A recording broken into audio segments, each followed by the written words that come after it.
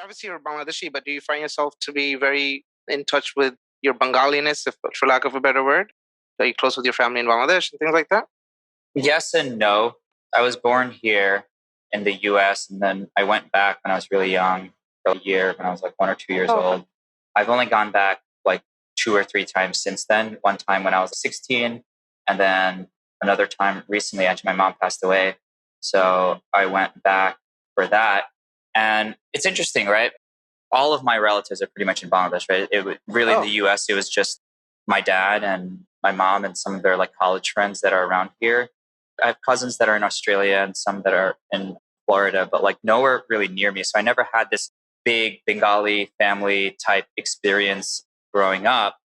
But when I went back for the funeral and I saw my uncles and my aunts and my cousins, it was like we didn't even skip a beat. I felt like I sort of knew them my entire life, and family's family. And I think it's been different for me just because I haven't had a lot of that kind of growing up. But when I did experience it, I think it's definitely had a profound enough experience for me to want to sort of go back more often and cultivate those relationships a little bit more.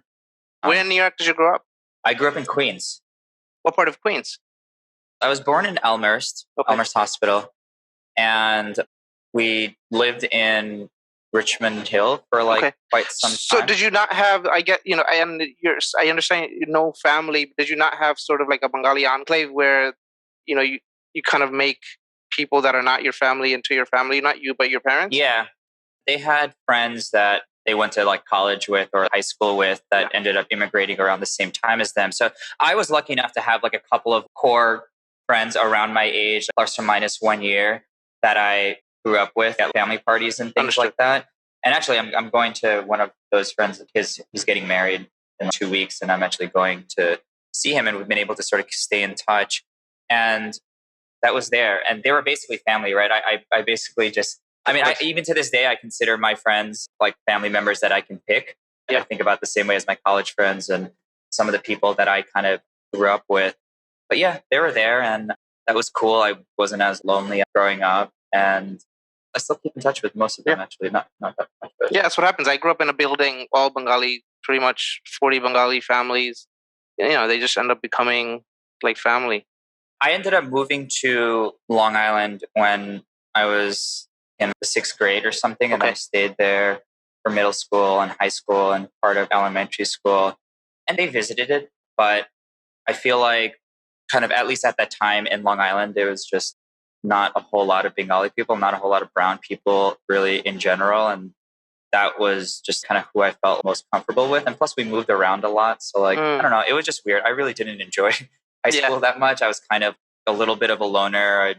I was into like music. I was into like creating things. I was into like things that were just very different than varsity sports or I actually wasn't even that great of a student, to be honest with you. I just worked on other projects and other ideas. And I was asking about how connected you are to Bengali, because I really enjoy talking to people like you that are entrepreneurs, because there's not a lot of Bengali entrepreneurs, and I feel like there's a sort of mindset that we Bengalis that grew up here fall into, including me. We go for these safe careers, doing the 9 to 5, which is it's ironic because our parents came here and they risk a lot of things for us to have a better life and probably take more risks for them. But a lot of people like me and a lot of my friends end up taking these safer roads. And I'm trying to figure out like what happened that was different with you. And I have some friends that are also entrepreneurs, but most of them are not. Most of my Bengali friends are not. They're doing the 9 to 5. So I'm just trying to it's an interesting it's an interesting topic, because I've definitely talked about this before with some of my Bengali friends or like older family members. I think that the bottom line is that, at least for me, when my parents immigrated here, right, they had no choice but to start a business. They came with nothing. They didn't really have any sort of advanced degrees or anything like that. A bunch of my friends that I met in college, they were like pharmacists, and they came here, they opened up their own pharmacies. My dad didn't. And it was almost like starting a business and entrepreneurship was sort of the last resort kind of thing. And the thing that they really wished they had were degrees, were white collar jobs, or going in, having a boss, having a paycheck, making $100,000 a year, right? Like whatever thing that they sort of dreamt of as the American dream was what they sort of wanted their kids to have. And as I mentioned, I was never really interested in money like that, even though like we've had our ups and downs and we grew up pretty poor. And at some point my dad made like a decent amount of money and bought a house in Long Island, but then he like lost it all. It was always very fluctuating and up and down, and it led to a lot of fights and separate sort of side conversation with that about like wealth creation and how I think about it. And but I think that Bengali parents really value status, prestige in the realm of like society and degrees and law school and being a lawyer, being a doctor, which is kind of like the obvious thing, right? Like you kind of see a lot of people, and then you just get people that either listen to them and people that don't. And I didn't really listen to my parents that much. And it was mainly my dad, right? He was sort of the force in the household. And my mom was sort of like, yeah, okay, do your thing, follow your passion or whatever. And I kind of just listened to my mom a little bit more than my dad. And you just got to go through a lot of shit. Anytime you do something against what the norm is, you're going to get a lot of uncomfortable pushback. And for most people, they just, I don't think really want to deal with that pushback for what maybe what people think about them or the risks that they're taking or what if they fail or I'm not pleasing my parents. There's like a multitude of reasons to not do the thing that probably is the quote unquote better path, which for me was freedom, right? That was a big part of it. I wanted to build something where I didn't have to be at a certain place at a certain time. I didn't have anybody sort of tell me what to do. Money was never something I really had to think twice about. I had that vision for myself when I was like 15, 16 years old. And then all the jobs that I had just further validated that this just isn't me. I'm not built this way. I like creating. I don't like just doing something over and over again. So I think within the Bengali community, it comes a little bit to that society, parents, what your view of wealth and money is. I said that I don't care about money, but I meant like I don't really care about the salary.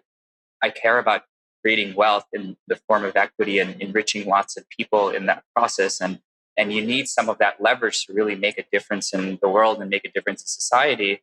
But I would be just as happy if I just made the bare minimum to eat, but I got to create and do my own thing. I got to make websites. I got to touch millions of people's lives on the internet, and I got to improve it in some sort of way. Like that is something money can't buy. And that's an experience that has to be created and cultivated. And I couldn't see any other way, really, honestly.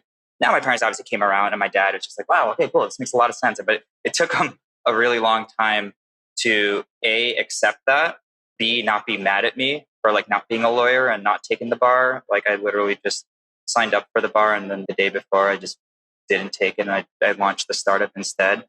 And you go through a lot of that. And I guess I never really grew up craving appreciation from others. And like I said, in high school, I was a super quiet kid. I was a little bit of a loner. Like I never looked for social approval, really. And I guess that always stuck with me.